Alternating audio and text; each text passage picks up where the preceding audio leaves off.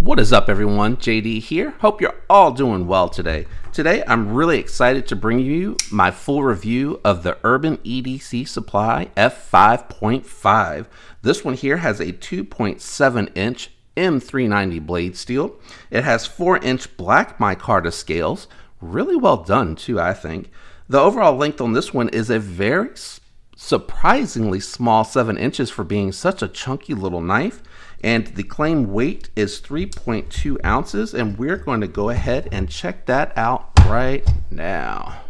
All right. 3.3, close enough. I mean, these knives being within that close of a weight to me is not really that bothersome. What I'm going to do today is I'm going to go ahead and go through my normal comparison knives. I will actually do my comparable knives, and then we'll talk about this one and my impressions and whether or not I recommend it. First up, the Spyderco Yojimbo 2. As you can see, based on the fact that I told you that this was a very surprisingly small knife for being such a chunky boy, is smaller than the Yojimbo 2, which I very much love and enjoy to carry. This knife was actually in my pocket today. I carried it around. I didn't use it for too much. I opened a couple packages today because I was out and about, but it was in the pocket, and I really do like the weight, and it does feel very nice to carry. Next up is my Spyderco Shaman. This one here is the base model with the coated S30V blade, and I do have carbonized carbon fiber dark matter scales on here. Really like these a lot, and as you can see, this is a really chunky knife. You can tell it is much smaller, but look at the presence. Now, I do have the skinny scales on the Shaman, so that is cheating a little bit. So we'll also go ahead and let you have a look at it next to the Yojimbo 2.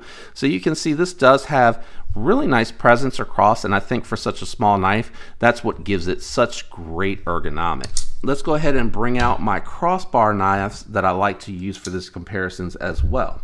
First up is going to be the Benchmade Bug Out. As you can see here, still, even though it is it's a nice size, it's not a small size. It is on the smaller side of what I like to EDC. As far as 7 inches is getting really small for a primary for me. It does compare pretty well to the Bug Out, a little bit smaller in length, but still nice carry presence. Next up, the SIG K320. This one here is made by Hogue, and you can see this is another short chunky knife for a full-size use, in my opinion. So you can see here the F5.5 is just smaller than both of these knives. Lastly, I'm going to bring out my budget knives. First up is going to be the Kubey KU321, aka the Kubey Royal. This is closer in size now. Now we're getting close to the size of this knife. This is a sub. This is 2.99. This is 2.7. It has a sheep's. Is this sheep's? No, Wharncliffe. This has a Wharncliffe blade. Almost said sheepfoot. This has more of the sheepfoot-ish style blade. So you can see here, these are very close in size. I am switching up the other budget knife that I'm going to use today, and I actually am going to bring the Kubey KU331, and that's because this reminds me of that as far as how it has that approach. So the Royal, as you can see next to the F5.5, has a very thin profile by comparison. So it is very slender in profile, but when you look at the actual Kubey KU331, it does have more of that hand-filling grip to it, has more belly to it, but of course the 331 is a little bit longer. Let's go ahead and check out the profile on this, because again, I keep saying it's chunky, but I don't want to misrepresent. It does still carry very thin, and as a matter of fact, if I can bring it in frame, sorry, I have to do this to get them to line up off camera, because otherwise I'll be all like missing, but you can see very, very close to the 331. And then the Royal with the contoured scales, I think it's going to look a little bit thicker, but again, that's with that contouring. So you can tell a little bit of a difference there. Let's do the Bug Out, and we'll do the Yojimbo 2 because I think these are going to be closer together. So you can see it's pretty close to that Bug Out thinness, which is one of the reasons why I do really enjoy carrying this knife. All right, let's go ahead and bring out the Yojimbo 2. The Yojimbo 2 is going to be a little bit thinner, so you can see why I say for such a smaller knife, it's still pretty chunky, even though that's a marginal difference between the two of these guys.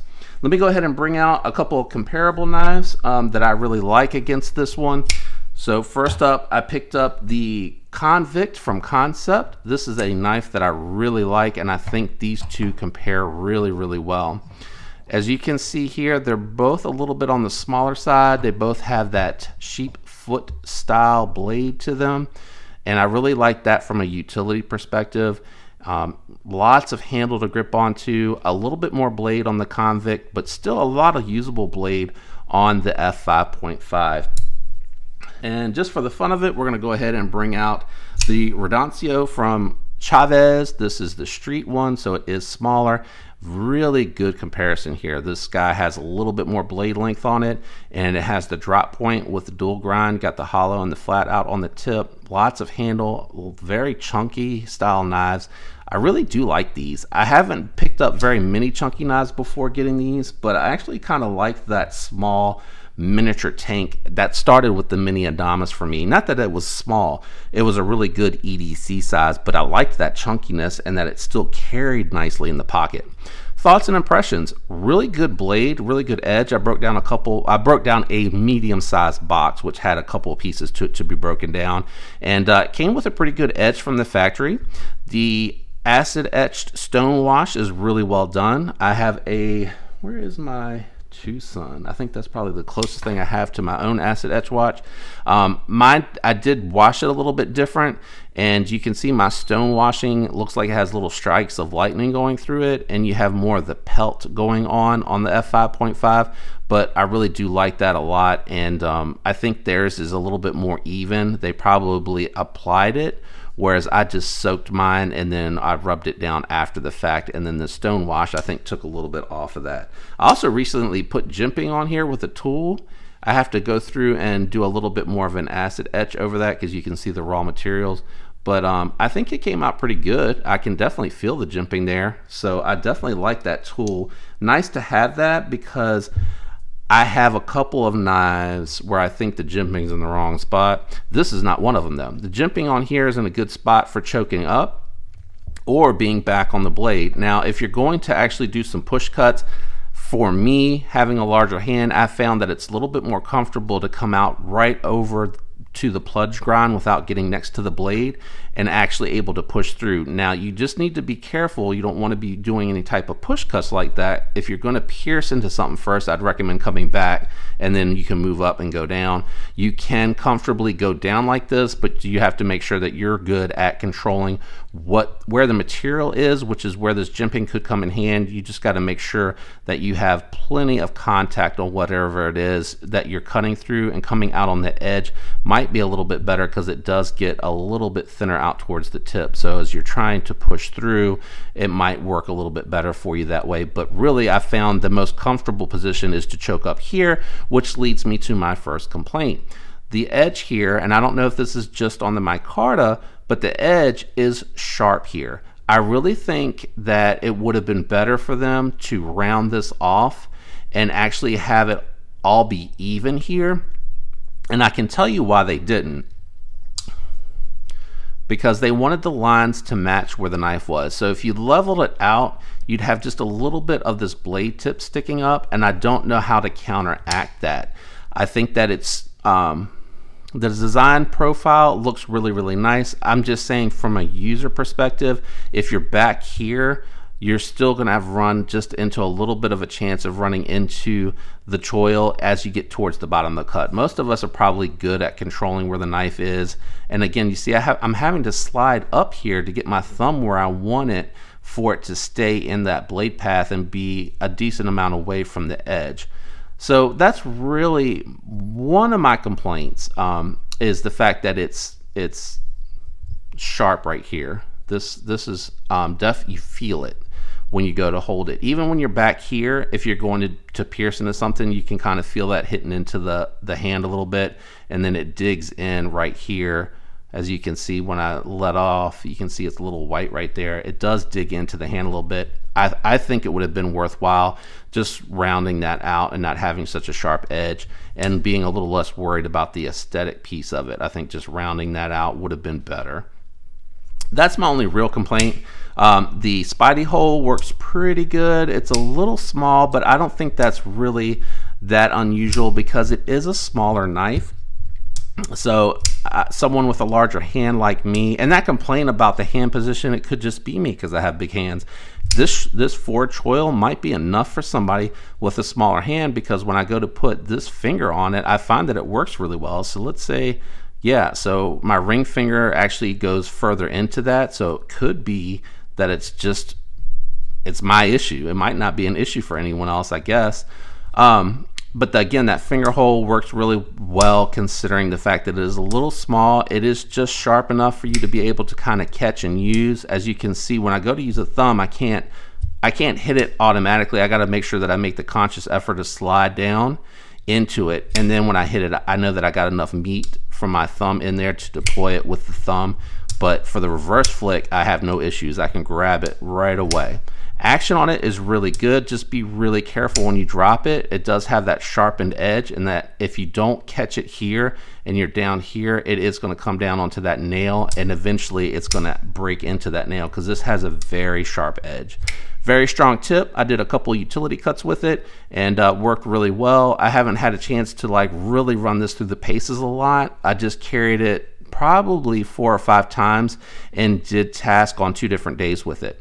Love the fact that they put the deep carry pocket clip in the right position, and I love this style deep carry pocket clip. It's inset. The fact that you can see the screws does not matter because they do not catch. It goes in and out of the pocket like a dream. Does not leave very much out of the pocket at all. This is appropriate that it has the lanyard off to the side, and I don't feel like they compromised for that. I think from an aesthetic standpoint, I understand why they didn't make it reversible, but I think they should at least offer a lefty style for those out there that do carry lefty. And if you want to dual carry and you want something in 2 different pockets, it would have been cool to have the option to have this go into the left hand. It would be really nice to be able to go to either side with this knife. I think that's one spot where they missed on, but that's a small mark for me. Their M390 seems to be treated well, but I also do long-term reviews on my knives so that I can tell you just how well. See, like right there, it just hit right there where that fresh white mark is. I do long-term reviews to let you know how things have held up over 6 months, over 12 months. I like to do that for you guys that are considering spending any of your hard-earned money on any of these tools. Anyway, is this recommendable? Absolutely. This is a fantastic size, has awesome materials, and I think it's at a very reasonable price. I think when you get the micarta, which is a little bit less than their titanium, sorry, I just bumped the tripod every time. I think I'm gonna switch to an arm here in the not too distant future. I just got to modify this bench. I think this is a great size. I think it has a very utilitarian blade shape. It's going to be really good for breaking down boxes. It's going to be really great for draw cut, utility cuts. It is going to do really well getting into your packages. And it still has just enough of a rounded out edge to be able to pierce into whatever it is that you're trying to get into to start the cut. So I think this is a really interesting knife. It is 2.7 inches, but they do such a good job, which reminds me of like the Baby Banter. That's a really small knife, but they really did a good job thinking it through where to put the hand positions. I think the only thing they could do to improve this for me is just kind of flatten this, make it like about here and flatten it out so that it's even with this little piece here. And somebody with a larger hand, I think a large to XL sized hand would really benefit from that. That's my review of the Urban EDC Supply F5.5. I think the titanium is really cool. I even like the patterns on it, but this was a little bit more affordable to try a knife based on other reviewers' recommendations. And now that I've handled it, I think it's really good. The lockup's great. It doesn't have any lock rock, doesn't have any pivot lash, just feels really well made. Feels like this is going to last a long time. And I like the slick micarta. It has, where it's lighter, you can feel a little bit of the rougher texturing for grip, and then where it's a little bit darker, it's smooth there. So it does have good ergonomics, so it feels solid in hand, but it does kind of give you a little bit of variety on the texturing. I'm not quite sure if they just sanded and roughed it up in these areas, but they did a good job with this one. I do recommend this if it is one that you have been considering or do like. Just a great great design, and they have very unique offerings from Urban EDC Supply. So you're not going to see these just out running in the wild all the time. It's going to be a very unique piece if that's something else that's a draw to you.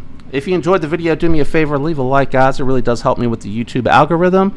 If you enjoyed the content, think about subscribing and following along. I'd love to have you join the channel and follow along as I try to grow it, and I am very grateful for those that have. I appreciate all the support, guys.